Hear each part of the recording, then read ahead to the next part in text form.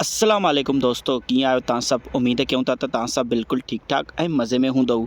दोस्तों, सिंध जो मशहूरु अदाकार अली गुल मलाह। दोस्तों, अली गुल मलाह कंहिं तारीफ़ जो मोहताज कोन आहे, छो जो त हू पहिरें खां ई पूरी सिंध में तमामु घणो मशहूरु आहे। दोस्तों, अली गुल मलाह जी हिकु ख़बर सोशल मीडिया ते तमामु तेज़ीअ सां वायरल थी रही आहे।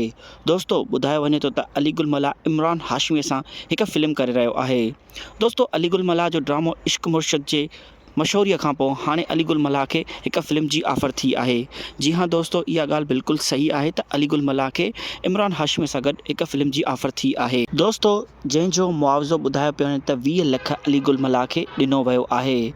ऐं दोस्तों, इहा फ़िल्म कुझु मसइलनि जे करे पोइते पइजी वई आहे। उन खां पोइ इमरान हाशमी बि पंहिंजा रेट वधाए छॾिया, जंहिंजे करे फ़िल्म सफ़ा पोइते पइजी वई आहे।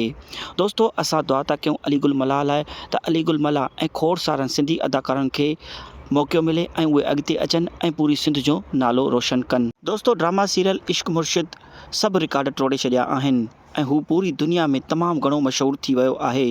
जंहिंखां पोइ अली गुल मलाह खे बि तमामु घणी मशहूरी मिली आहे ऐं हू बि तमामु घणो मशहूरु थी वियो आहे।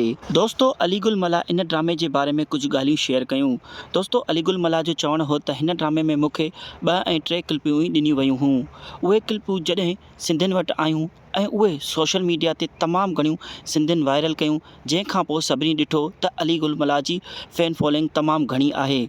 उन खां पोइ मूंखे सॼे ड्रामे में रखियो वियो, न सिर्फ़ु रखियो वियो बल्कि मूंखे हीरो हीरोइन सां ई गॾु रखियो वियो ऐं सॼे ड्रामे में मां हीरो हीरोइन सां ई गॾु कमु कयो आहे।